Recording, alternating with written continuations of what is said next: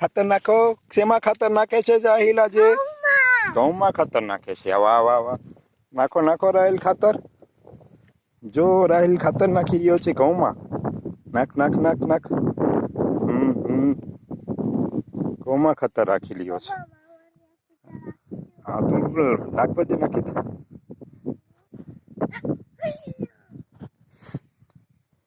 ખેડૂત ભાઈઓ, તમારે આ બે ખાતર નાખવાની જરૂર છે. એક તો જો આ 16-16-16 છે અને બીજું છે એમોનિયમ નાઇટ્રેટ, એટલે જે ખાંડ આકારનું ખાતર છે. તમને હું બતાવી રહ્યો છું. જો આ 16-16-16 છે અને બીજું ખાંડ આકારનું ખાતર છે. હવે આ બે ખાતર તમે નાખો. જો આ ખાતર એમોનિયમ નાઇટ્રેટ છે, એટલે આમાં સલ્ફર અને નાઇટ્રોજન આવે, એટલે ઉરિયાની જરૂર ન પડે. આમાં છે સલ્ફર, પોટાશ અને ફોસ્ફરસ આવે, એટલે મૂળિયા મજબૂત થાય, ઘઉંનો દાણો ભરાવદાર થાય અને પોટાશથી અને સલ્ફરથી પણ. પોટાશ ને સલ્ફર નાખ્યા હોય તો ઉપયોગ સક્સેસ જાય છે. એટલે તમારે બે ખાતર નાખવા જોઈએ. યુરિયા નાખવાનું બંધ કરી દો, કારણ કે આમાં નાઇટ્રોજન હોય જ છે, જે એમોનિયમ સલ્ફેટ હોય, આ ખાંડ જેવું ખાતર છે. જો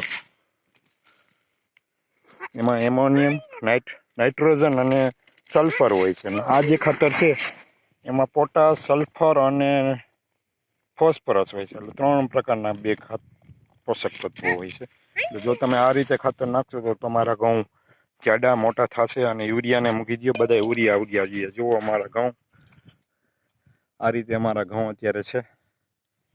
આમાં અમે પહેલી વખત ખાતર નાખીએ છીએ. 2 વખત ખાતર નાખી દો, પછી જો એનું રિઝલ્ટ તમે જોશો તો ખબર પડશે કે નહીં રિઝલ્ટ આવ્યું. અમે માંડવીમાં પ્રયોગ કર્યો તો સફળ રહ્યો હતો.